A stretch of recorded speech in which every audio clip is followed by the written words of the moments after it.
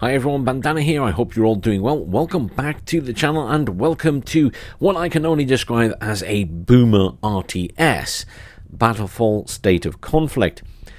Created by the Kyoto Video Game Concern in Japan and published by Microprose, this is a game coming into early access soon, so everything you see here is pre-early access, so a heads up. Very reminiscent in a lot of ways of things like the original Command & Conquer in terms of its graphical fidelity. It's got a planned 3 factions, 2 of them currently playable.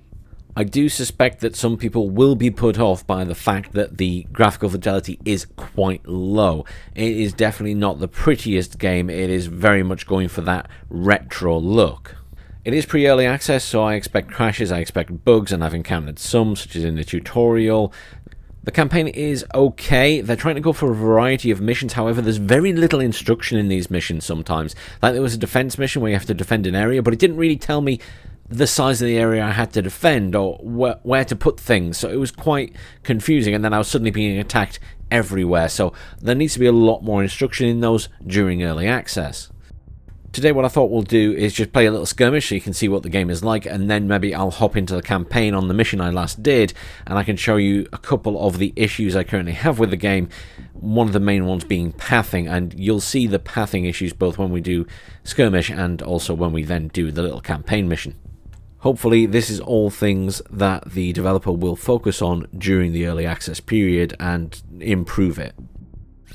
The other thing to mention is, graphics wise, you can't actually change your resolution, and there was a couple of people who were complaining about this in the Steam forums. I haven't noticed any major issues as a result of that, so I'm not sure what the complaints were there. I don't know if it's just because the game's actual graphical fidelity is obviously quite blurry and old school, so it might be as a result of that. But let's head into a skirmish. We'll just go with the settings I have here. I've not done the skirmish yet, so it's interesting to see what the AI does. Pathing isn't great in the game at the moment. That definitely needs a bit of work. Some of the building speeds, like how long it takes for things to build at the start of the game, could definitely do with a boost, and we'll probably see some of that momentarily once we get in the game. So as you can see, fairly old school. So the first thing is you can build a camp and a refinery at the start. I think the camp takes too long to build, in my opinion.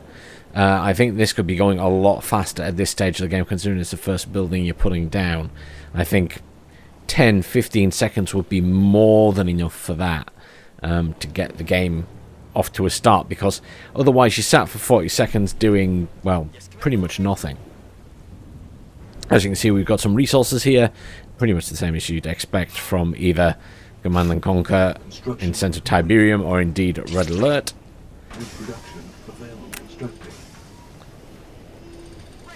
Going to have this little fella explore for us. The enemy is down the bottom of the map in the opposite corner.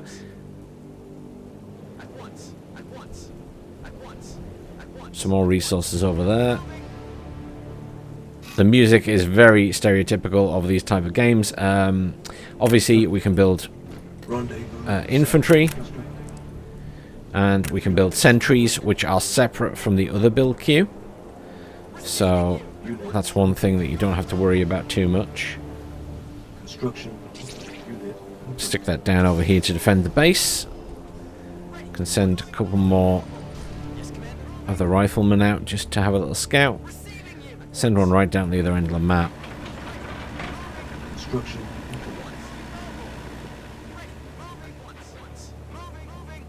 I think this is all yeah, it's all sort of one particular height here. Refinery can go down. As I say, as you may have noticed already, everything just takes a little bit of a time to build. And it's a little bit slow compared to what you might expect from the older games.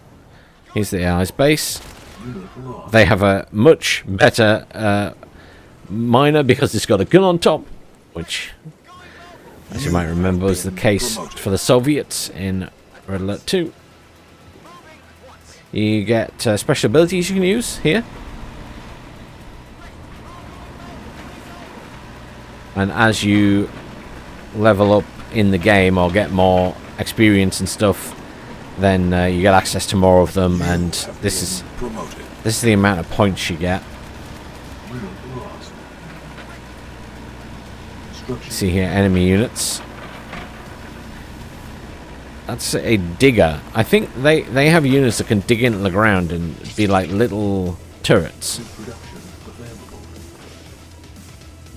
Let's get another miner out to help with the income. And then we'll get 5 tanks out. Let's get another 5 of these guys out. Put another sentry down. Let's get a comm station out so we can start getting some more upgrades done.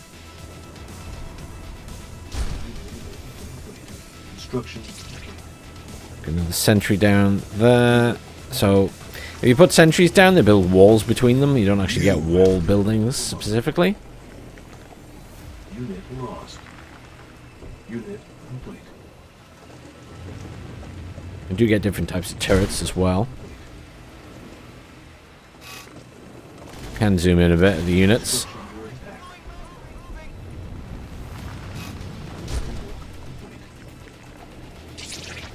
Comm station is ready. Let's get that down. Got a tech lab as well to get some fancier dudes out. As you can see, there's different types of turrets. Flak for anti-air, standard turret for the ground. You get flamethrower troops, you get rocket troops. We get Hinds, we get Gatling tanks, so that's anti-air. We get the Treader. It's like a multiple rocket launcher system. Fortify is literally an armored vehicle, and you can put troops inside. And it uses their weapons. And then Extender is to extend your base.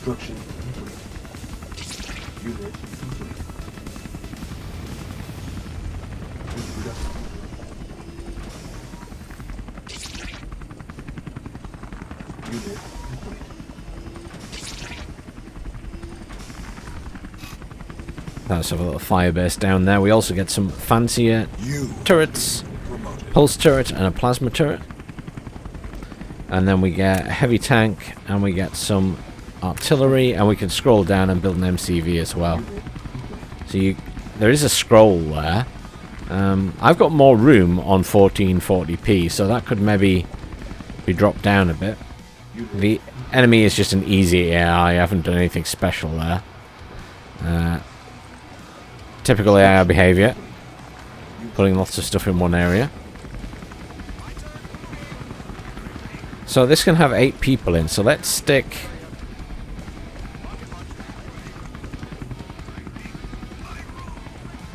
a variety of guys in there. So we've got flamethrowers in there, we've got rockets in there, and we've got riflemen in there. So we'll see how that pans out. Heavy tank's taking a while to build. That is chunky though. Oh, we're really low on cash. Guess we can get another miner out. So we've got this pulse. Tall defensive structure. Doesn't look that tall. Long charge up, but capable of delivering high damaging blow. Oh, we just saw it. So that's basically like a... Interesting. They're coming around that way. I wonder why. Just build some defenses at this edge as well then.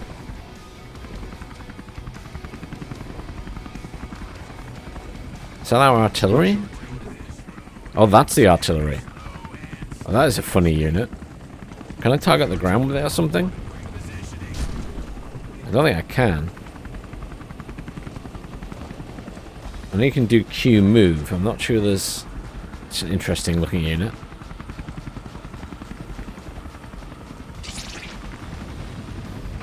You have been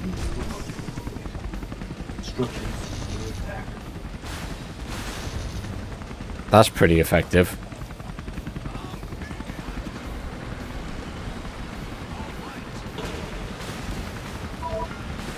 What was that? Oh, my artillery deploys. Okay. That I didn't know. Okay.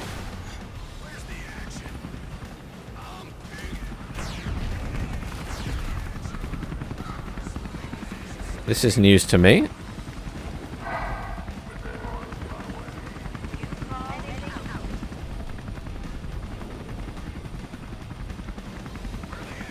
Get everyone in the same position. What I can do is use this ability, which levels them up. Upgrade deployed.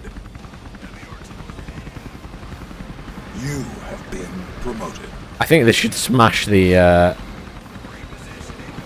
AI as it is right now.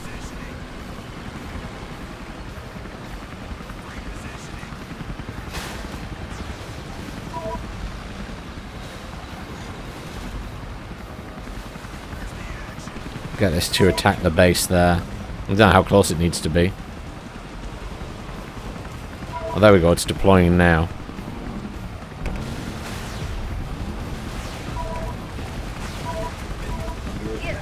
You have been promoted. Don't know what that's firing at. Oh, there we go. It's firing over here. Oh, it fires very fast, but it doesn't do much damage per hit, perhaps. Oh, it seems to have a wide area of effect, though. Promoted. No super weapons that I've noticed. That's quite strong, I guess. Unit lost.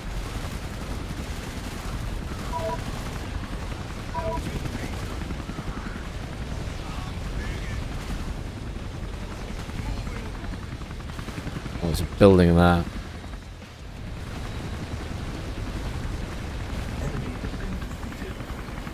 I think that gives you the general gist of how it plays.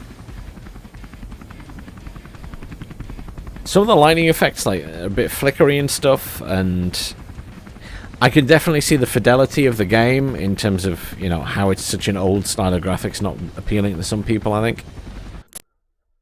Oh. I made a weird noise when I clicked to exit it. So the campaign, I'll show you this mission quickly, because just to show there's a bit of variety, it's not just build a unit and build a base, there are other variations. So the one that I was doing when I left and failed at, because again, this is a bit of a unit pathing issue. My units went places that I didn't really want them to go. So you have two troops that you control, but you can't control them individually. It wants to keep hold of both of them for some reason. And as you're doing what you're doing, they can't run on the resources or they get injured. What is command even looking for? So this is the two guys. Mutants acting And strangely. getting they're getting the tank at one point, and again the tank, due to it not wanting to always path where you want it to path and doing its own thing, got absolutely annihilated by a couple of riflemen from the enemy. It's quite weird. But again, it's it's pre-early access, so there's a lot of work that needs doing, but I'm just pointing out these are areas that I'm finding it struggling at the moment. Did anything at all?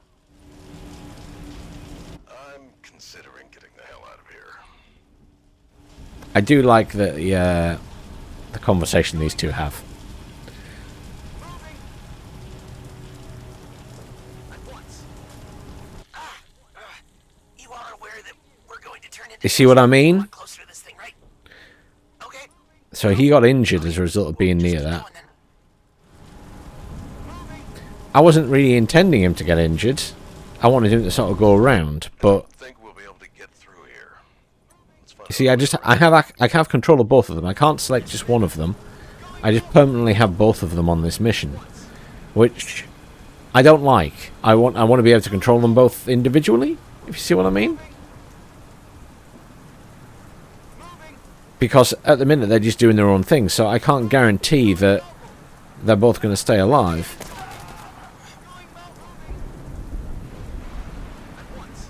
Which obviously in an RTS game, control of your units is the most important thing, perhaps.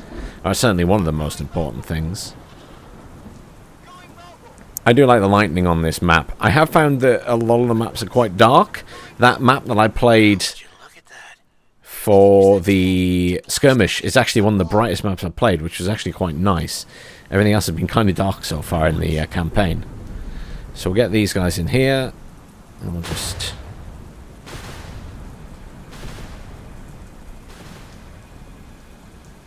So it's quite nice, you know, tanks are obviously pretty effective, they're a bit faster. They will take damage if they drive over this in this game, or this particular mission.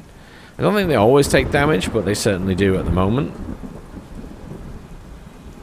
It's obviously set up in such a way that you can't cheat or go through it. But you see how I'm like clicking here, but it's still driving on the same path. What the hell happened here? Keep your eyes peeled. Wasters could come at us from anywhere.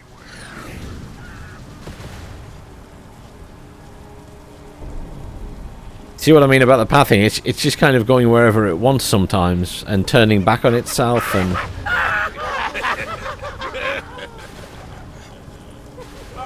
I'm going to kill all of these because...